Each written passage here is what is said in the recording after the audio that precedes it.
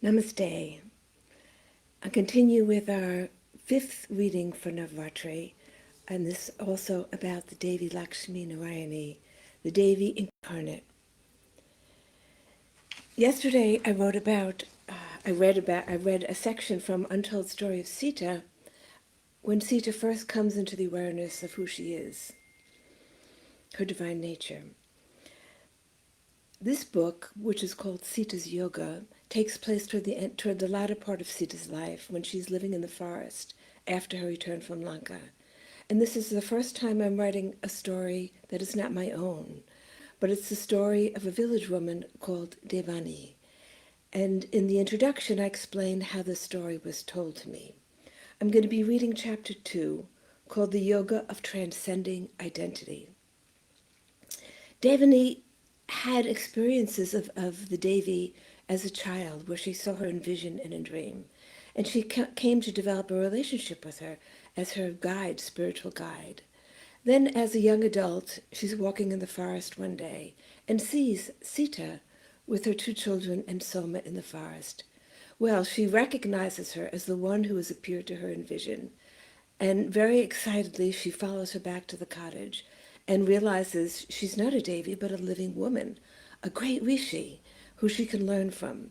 So she sits with Sita, who gives her spiritual teachings. And then she returns back to her village, which is not far away. And so she sees that this woman is a great, great master. She has met Soma, and she doesn't know the woman's name, but she's heard Soma call her Mata, so she simply calls her Mata. I'll start reading. About a year after my meeting with Mata, I was in the forest gathering plants when I came across two middle-aged men who seemed lost and were debating how to find their way out of the forest. Approaching them, I asked if I could help, explaining that I knew the area well. They told me that they had come from a town quite some distance and were on their way to find the Maharani with a petition. The Maharani? I asked in surprise. Why would you be seeking her here, in these parts? One of the men responded, we are told that her cottage is on the other side of this forest, but which side we don't know, and the paths seem to lead us in circles. Some years earlier, rumors had spread that the Maharani had left the palace for a life of retreat, but nobody knew quite why or where she had gone. Some said it was to give her children the freedom to roam about, as she had when she was a child in Mithila. Others suspected her captivity had harmed her health and caused her to withdraw from the demands of palace life. And yet others said that she hadn't left the palace at all. She just wasn't seen very much. Why are you seeking the Maharani? I suddenly asked, thinking it strange that two townsmen would attempt to meet her. One of the men smiled and replied, Ayodhya is far, and we know that the best way to reach the Maharaja is through the Maharani. Whatever comes to her attention somehow reaches him. Our petition is about a serious matter regarding a forest near our town, and she's known to care deeply about forest life. Well, I can't imagine that you will find her anywhere near here, I replied. I haven't heard a word of where she might be living. The men thanked me, and determined to continue the search, began to walk away, when the thought hit me that Mata could help them. Wait, I called out. I know someone who can help you find her. She's a great, great Rishika, perhaps the most, well, I don't know how to describe her, but she lives not far from here. If anyone can help you find the Maharani, it is her. They were pleased, and one of the men sighed in relief, saying, Then do lead us to her. Nobody has been able to help us thus far, and we must reach the Maharani. For a moment I hesitated, wondering if I should lead them to Mata, not quite sure if I was doing right by her, as she seemed to prefer a secluded life. But they appeared to be desperate to reach the Maharani, and who else could help them? Mata surely would not mind. So I directed them down the right path and even led them part way. When it was time for me to turn around, one of the men asked, Don't you want to meet the Rishika yourself? You seem to have great reverence for her. Shaking my head, I replied softly, I will wait until I am called. I returned home that day without giving the matter another thought. Mata was so kind that I didn't think she would mind at all helping these two men find the Maharani. A year passed, and I was called to a town quite a distance away to bring medicines to help the birthing process for the women there. I loaded a cart with the right plants, and my husband accompanied me as we left for the town. After delivering the plants and counseling two of the women in town on how to prepare the medicine, my husband and I planned to return to our village. Before leaving, I went to the market to see what was being exchanged. To my surprise, there were so many items that I'd never seen before. I picked up a few thinking to trade for them, and then put them down, realizing there was nothing that we needed. There will just be another distraction, I said to myself. I was standing at one of the stalls when a man approached and greeted me. Aren't you the woman we met in the forest who led us to the Maharani? He asked in a warm tone. Turning around, I recognized him right away. Greeting him in return, I asked, Did you find her then? Did the great Rishika help you? We never found the Rishika you spoke of, but we found the Maharani, thanks to you, he replied. We followed the directions you gave us and came upon a clearing with two small cottages. A woman was standing at the gate who knew exactly why we had come, but she said the Maharani was in need of rest. She was about to turn us away when we heard a voice from inside the cottage. Soma, let them come. After all, I have called for them. She then emerged in the doorway, the Maharani herself. I had seen her once in Ayodhya and knew for sure it was her. Thanking us for taking the journey to meet her, she sat with us for quite a while, asking many details about the forest matter. Then she said she would bring the issue to the Maharaja's attention, and it would be addressed. She insisted on feeding us before we left, and then asked the woman called Soma to help guide us back to our town. So thanks to the directions you gave us, we were able to complete our mission, and the forest matter has been resolved. I didn't respond, as I was wondering if the men were speaking the truth. It sounded to me that it was Mata they met, not the Maharani. I was perplexed and asked, Are you sure it was the Maharani you met? He chuckled and he said, How could I mistake her? My brothers and I traveled to Ayodhya for the coronation celebration, as did so many people from throughout the land, from the many villages and towns. There we saw the Maharaja and the Maharani. Even though there were throngs of people and we stood at a great distance, we could see them clearly. It didn't matter how close you were. Everyone seemed to have the same experience, a close-up view and a personal interaction. He laughed. I will never forget that day, because as we stood there, I was sure that they were looking directly at me. Later, each of my brothers told me that the Maharaja and Maharani had looked directly at them and smiled. Other townspeople said the same thing. It seems that everyone had a very personal experience. Ever since then, I felt a bond with both, so I was not intimidated in the least by meeting her this time. She made me and my brother feel so at ease. It was like greeting an old friend. After we spoke to her about the issue for which we had come, she said you were there at the coronation celebration, and I knew that you would take special care of the forests. That is why I have drawn you here. The matter will be addressed. Think of it, the man said, among the throngs of people who came to Ayodhya then. She remembered me, even though I stood at a great distance. How astonishing! When they repeated the Maharani's words, a great sense of upliftment came over me, as well as the feeling of Mata's presence. Could it be, I wondered? No, impossible. Then I chastised myself, instructing my mind not to wander into useless avenues of thought. What did it matter, I asked myself. To me, she's Mata. It doesn't matter who she might be to anyone else. My husband spoke sparingly on the journey home, as he was tired from the travel, something we rarely did, and I was happy for the time to reflect. Along the route to the village, a disquietude came over me. When we finally arrived, I made my way to my meditation corner and sat there for quite a while until I heard her voice asking, Why be surprised? Don't we all hold many identities? I knew you long before I was the Maharani, and will know you long after. Do not be sidetracked by disguises.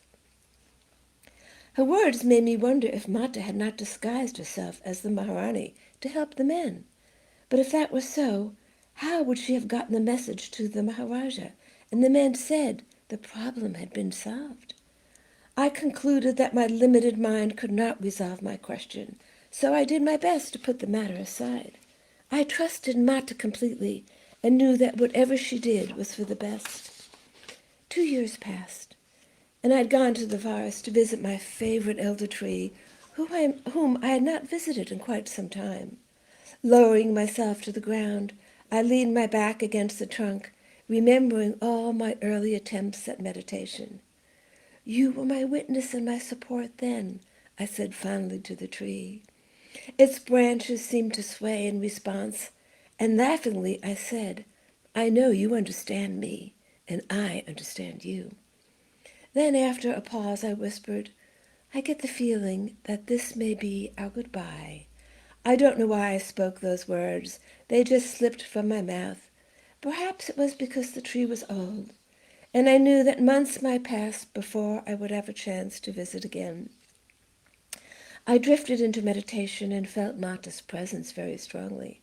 Her love flowed to me in mounting waves, carrying me into a most joyful serenity. Quite some time passed, and when I opened my eyes, I found Soma seated beside me in meditation. When she heard me stir, she also opened her eyes. I tried to rise to offer pranam, but she put her hand on my arm and indicated that I should stay seated. Mata is not with you, I asked, surprised to see her there alone. She shook her head. She sent me to you.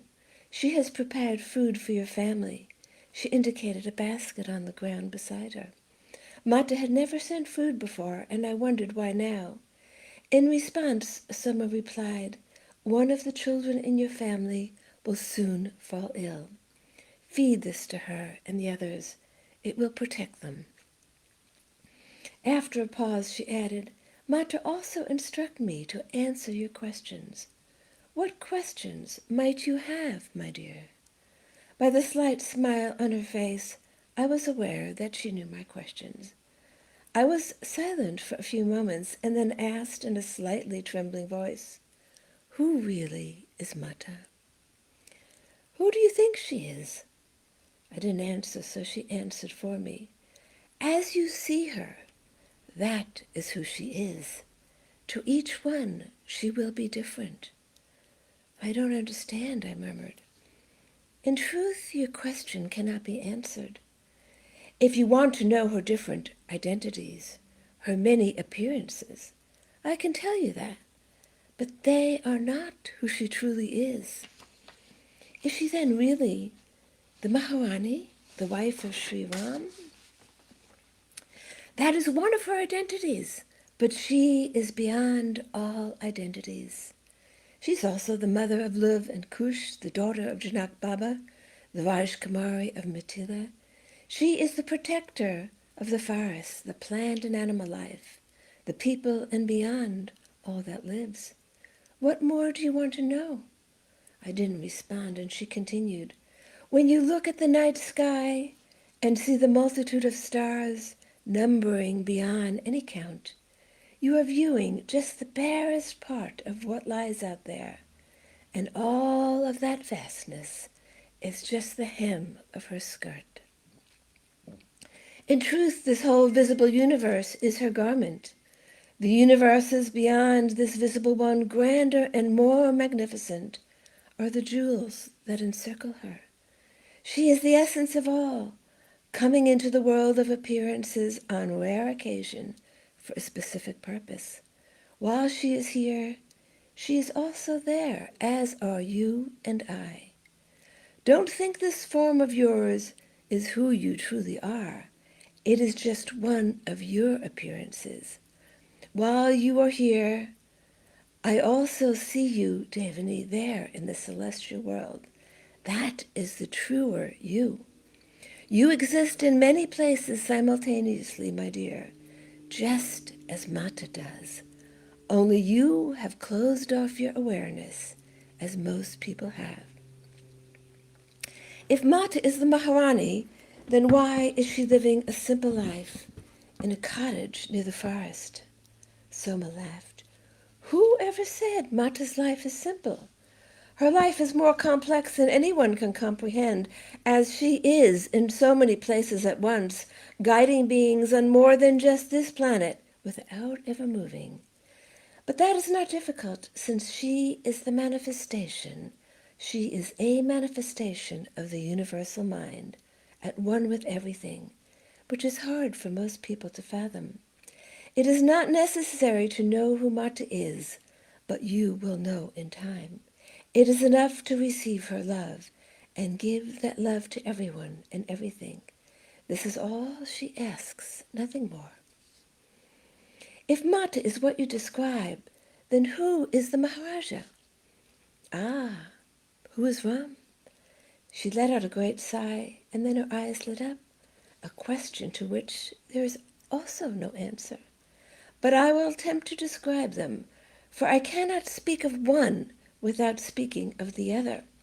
You might say that they are like two suns circling each other, an inseparable pair, shining together in equal measure. As part of their play, at times she becomes like the moon, reflecting his light, and at other times he is the moon, reflecting her light. To watch them play and dance together through the cosmic ethers is the ultimate joy. They embrace in the fullness of unity and then allow the appearance of separation to come over them for the perpetuation of the manifest worlds. But he is the Maharaja of this land, I whispered almost inaudibly.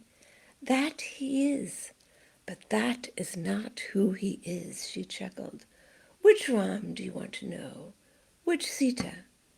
All, I murmured.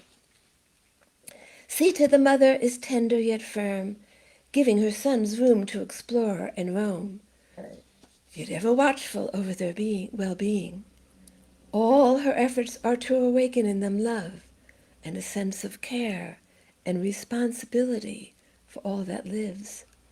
Sita, the wife, is attentive to the smallest details of her husband's life, supporting him and counseling him in all he does. Yet never for a moment does she surrender her dignity or place as his full partner in life. To do so would demean her. Sita, the friend, cares for every aspect of our life, aware of every detail, helping us to progress on our spiritual journey, watching over our spiritual progress. Sita, the Maharani, is the guardian of the people in this land and all life that exists within it. In the people, she seeks to awaken a higher purpose. In the animal and plant worlds, she protects and guides them upward in their awakening journey. Her cosmic form I cannot describe. There are no words for it. But that form of hers can be experienced when one has fully awakened to her being within oneself. Now I will describe him. Ram, the father, seeks to awaken in his children curiosity about life and the courage to meet any challenge. He is patient, yet continually urges them to aspire. Ram, the husband, is adoring, filling himself with Sita's love and returning the same. No aspect of her well-being escapes him, as she is never out of his thoughts. Ram, the Maharaja, is attentive to the needs of every person in the kingdom, making every decision based on the well-being of the whole, never placing one group or individual above the others. He is the model of the Dharmic life, as is she, and together they set an ideal of what a true partnership can be, a friendship and love of the highest order. You may see them as two people, as two solar bodies, or as two cosmic beings. It doesn't matter. The essence of their being is love, because love is the foundation of all that is. It is love that brought this universe into existence. It is love that maintains it and will withdraw all that is into the cosmic self when the play is done. It was love that drove Ram and Sita in the forest for so many years, enduring physical hardships for the sake of helping the forest communities evolve.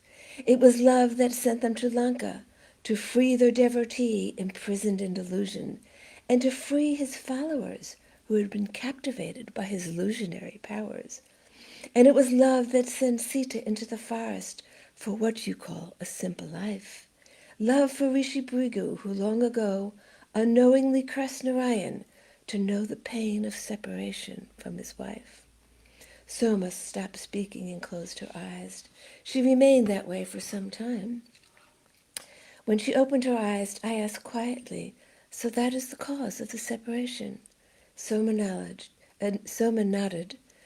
"It is not publicly known because that would cast a cloud over that esteemed great soul, and neither Ram nor Sita would allow this.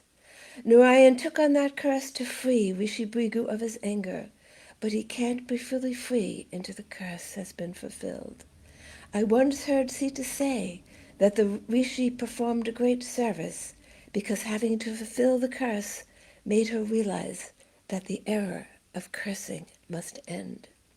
Ram will now establish a system of justice independent of the sages that is needed for society to advance. Because sages also have their predilections, their emotional responses, which can weaken their clarity of sight. Words are not enough to describe who they are. One must experience that reality. Soma closed her eyes and drifted into meditation. I did the same, and with the minutes felt myself merging with Soma's consciousness, experiencing what she was describing as I heard her words internally. I will share with you a personal story of how I came to know them. I have been with Mata since her childhood, but it was not until after her marriage that I came to truly know who she is. It was as if through their union, the reality of who they are became more apparent.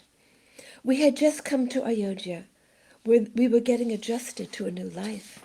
Since the marriage, I had not had the opportunity to spend much time with Sita for personal conversation. There were so many people around and many demands on her.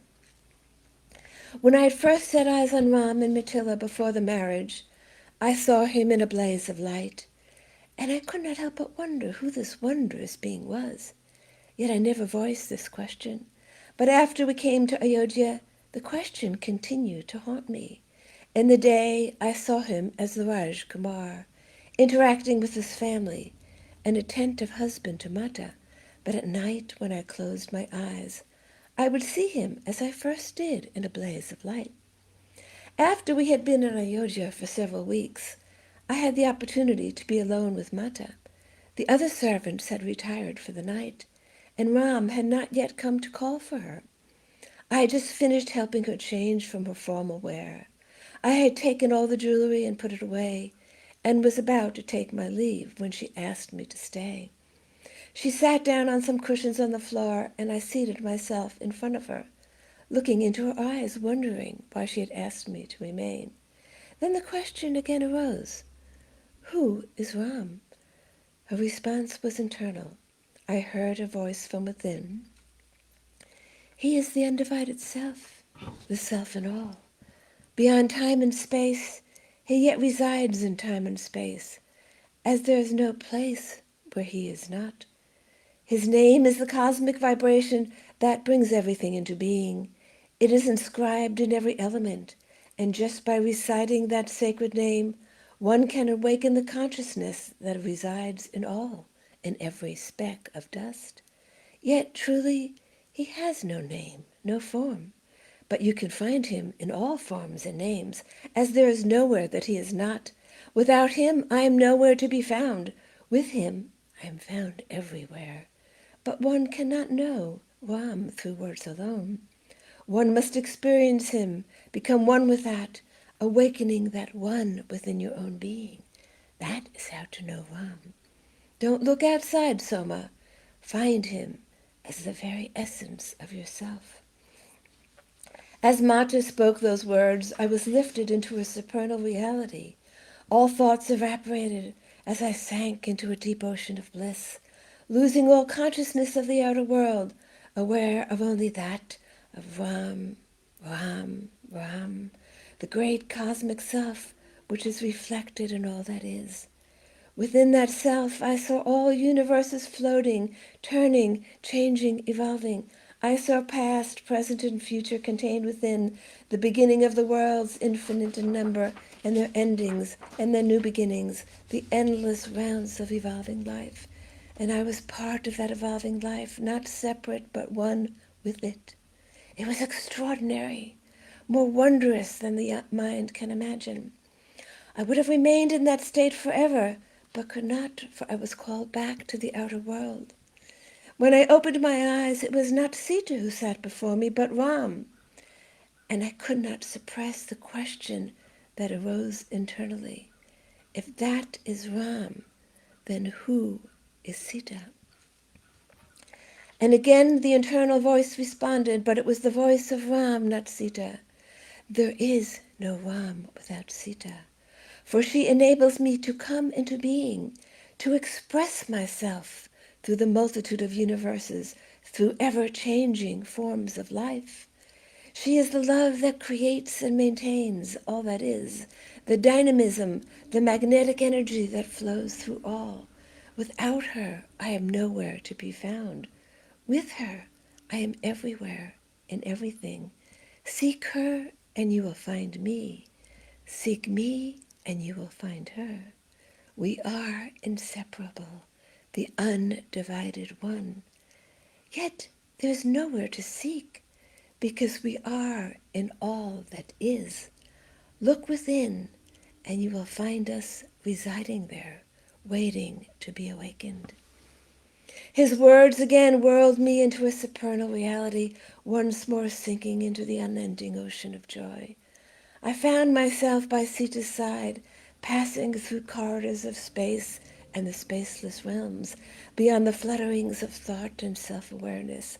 I was she, and she was me. There was no distinction. I came back into waking awareness at the first rays of dawn and found myself alone. I sat there for hours, and I heard the door open and saw Mata entered, dressed in her royal clothing. I had no words and could not move. She approached, and our eyes met in a knowing embrace. With a smile, she extended her hands to help me rise to a standing position. Come, Soma, she said lovingly. We must get ready for the day ahead. So ends our reading of Narayani. You cannot speak of Narayani without speaking of Narayan. They are one. Jai Ma, Jai Ma. Tomorrow we continue with the final reading of Sri Lakshmi Devi.